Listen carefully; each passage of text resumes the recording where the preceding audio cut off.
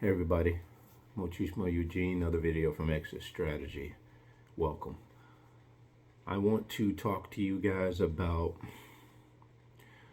the fact that you are the status quo that the world is in search of. You are that status quo that they're in desperate search of. And just want you to know, because how you are the status quo is because you are the measuring stick of what they aspire to be like, to be. You possess in you qualities and traits that they want to attain to. And this is chosen ones and impals. You possess these qualities, these traits. They are innate to your nature. As I've said a lot of times before, this is not so much something that you created in and of yourself. Only thing you did was you were subservient to the laws that be. The supreme God in this world, you were subservient to him and submissive to him in your heart. Maybe not with your mouth. Let me break it down. You were an individual that God had set apart, first of all, since before you were even born. You began to grow up, and in some way, shape, or form, you began to walk in that path of not as the world saw you walking. You began to form an identity of sorts that God was pleased with, and he took an interest in. And now here you are. The world is looking at you. Although you may not have a whole bunch of things, there are people that have much more than you in the tangible. They have much more wealth. They have better jobs, seemingly. They have a lot of things that don't even measure up to what you, they have a lot of things that you don't even measure up to in that respect. But here's the clincher. What you do have, as I mentioned, the innate qualities that you have and possess, your aura, your existence, your presence, your empathy, they lack that. And with all these other things I just described, that one thing there keeps them from enjoying those other things. While you at the same time have minimal to nothing as far as the eyes can see. But you have an inner peace. Although you've been through struggle, you deal with panics, you deal with anxiety, you deal with fears, you deal with uncertainty, you deal with everything the world deals with, but you don't let it deal with you. I was at a game tonight with my daughter, a volleyball game, and as I was exiting the gymnasium, I heard someone yell out my name, and they yelled it twice because the first time I guess I didn't hear them. I was just elated, just to escort my daughter back to mom's, because she could have taken the bus, but she decided, I asked her, if you want to go with me, you can go with me. She said, I'll go get my book back off the bus, Daddy, I'll go with you. And this is just the stuff that, we love to do. I love to be there and show up for them. And the voice came from midway of the auditorium, and so I looked over that way and I saw it was a guy from the job that I got terminated from.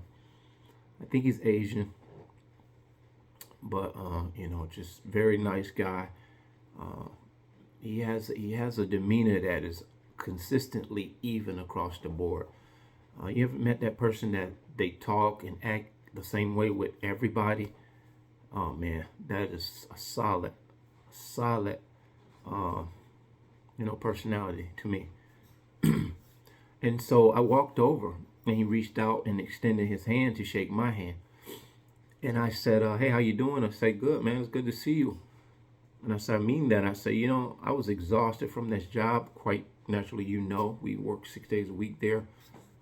I said, this was really a blessing in disguise. And I said, I'm not saying that, losing my job was a good thing, but it was a blessing. I was able to rest. I was exhausted. And I kind of like inadvertently say, well, you heard what they said, alleged against me. And I say it's deeper than that, but we're not going to get into that. I say I believe it was some guys that lined me up for that accusation, and he shook his head like saying, yeah, that's definitely a possibility of that. But that was not really the most important part of our interaction. I said, man, you're the only or the first person I'm yet to run into from the job that's not running away from engaging in conversation with me. I said, actually, you went out of your way to make your presence known because I was on my way out of the gym. I said, that's cool.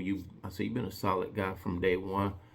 I say, kind of miss seeing guys like you over there, blah, blah, blah. And I say, take care of yourself, be safe for this holiday. And I just left. But I told my daughter in the car, I said, that's the guy that was at my job. And I kind of told her what I just told you guys. And I say, whether these people are trying to fish for, because some of them are flying monkeys, you know that. Even if they don't know they're flying monkeys, they may not even be narcissists, but they just want to hear the juicy news. They want to hear each side of the story.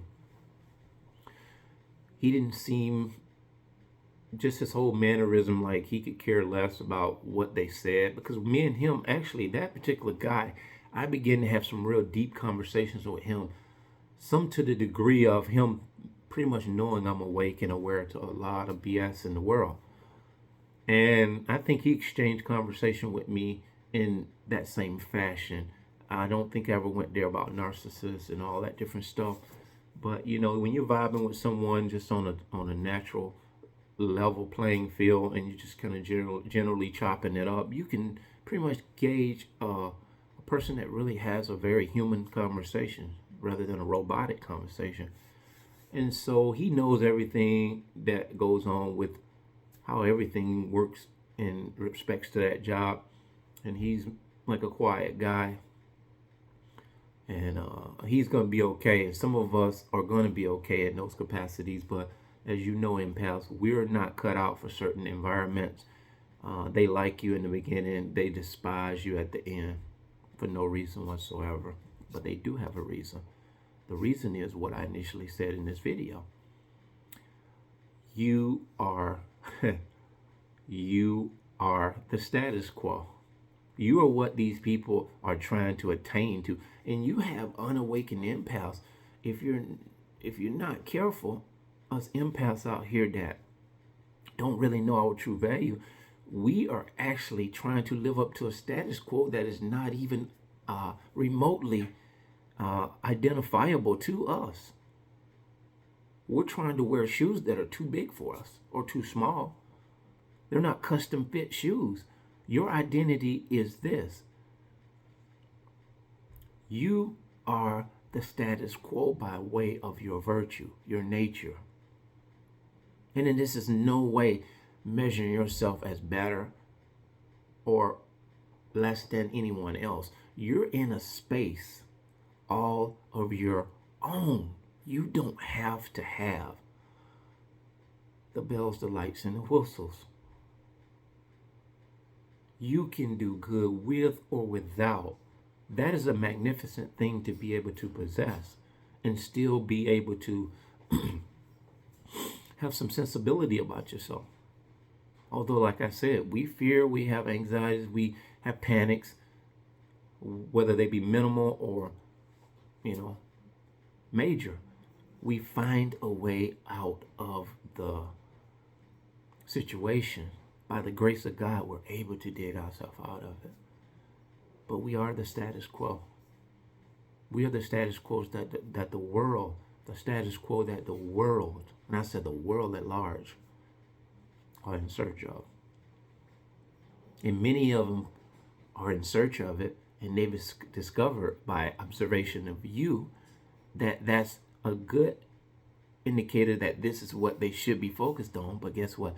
They're in search of it, but when they find it and discover it in you, they despise you. And they don't want it, no. Me, I gotta hang around him to learn this kind of stuff. I gotta embrace what he does in life or she does in life. I'm not doing that.